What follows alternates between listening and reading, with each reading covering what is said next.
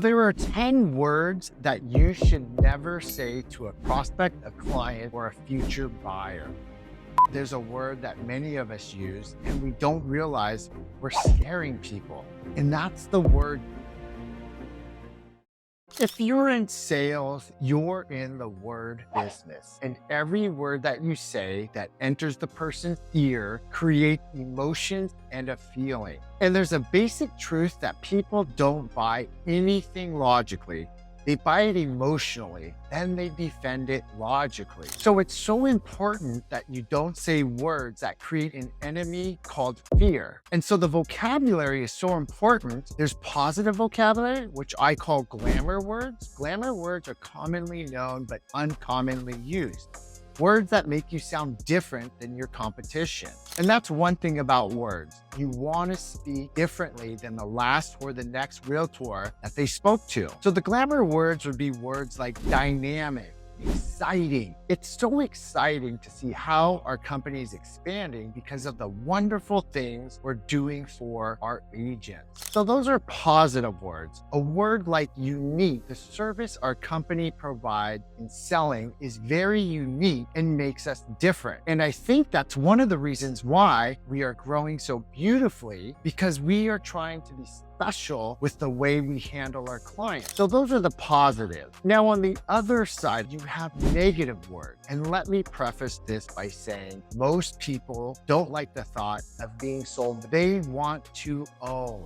They want to consume, but they don't want that feeling that you sold them something. If I want it, I'll take it. So there are 10 words that you should never say to a prospect, a client, or a future buyer. And the reason is these words could almost be categorized as rejection sales jargon. And what that means, they're words that are used in selling. And when people hear them, in comes the fear that you're trying to sell me. So let's go over the 10 words and see if they're in your vocabulary. Let's work on eliminating them. The first word you don't want to use is the word price, because when you tell a person the price of the home, the price of the inspection, the price of the appraisal, subconsciously, their mind thinks, maybe I should shop around to see if I can get a lower price. So we never say price. We tell them the total investment.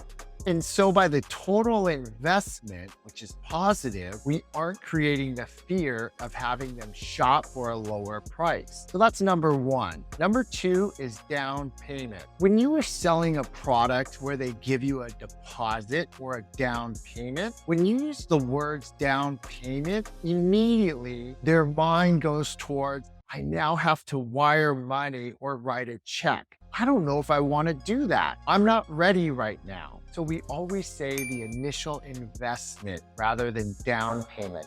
And then of course, there's a word that many of us use and we don't realize we're scaring people. And that's the word contract.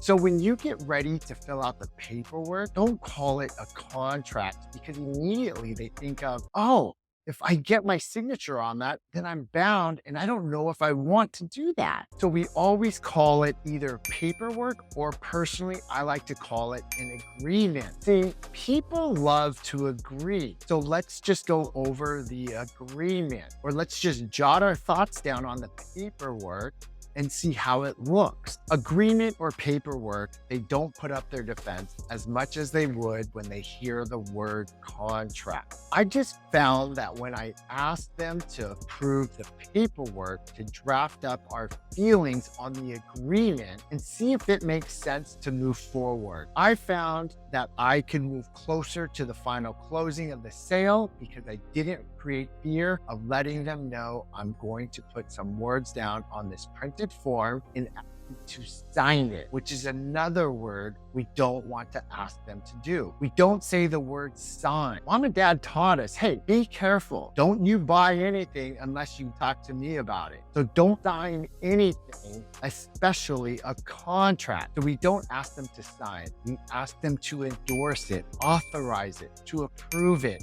If you'll just approve the agreement, then I can package up your offer and present it to the agent tonight. See, many of your clients that you do business with talk before they meet with you, and they're saying to each other, we're not going to sign anything. We're just gonna listen to the information, see what they determine the price for the house. Let them talk about the commissions and all the figures. Well, I'm not gonna sign or buy anything tonight. That's another one of the 10 words. We don't say the word buy. We never say, when you buy the home, we always use the word own. People love to own. They're just nervous about buying.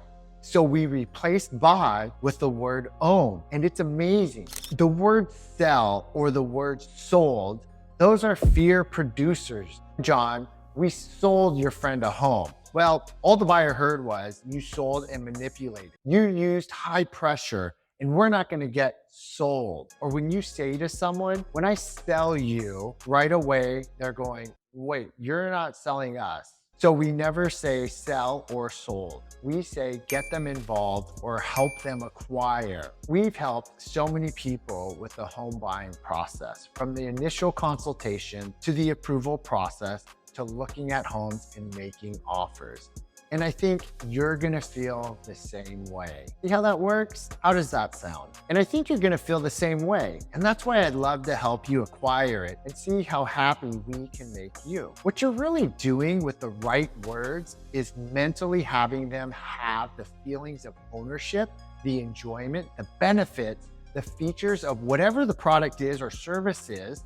And these words are really doing that. It's like when we've gotten so many families involved in this neighborhood, see, not letting them know we didn't sell them. We got them involved in owning these beautiful properties, or we've had so many happy people that we've helped them start their journey to home ownership. That type of feeling is throwing them into the future benefit, future ownership. And that's one of the reasons why I keep saying, try to eliminate these words.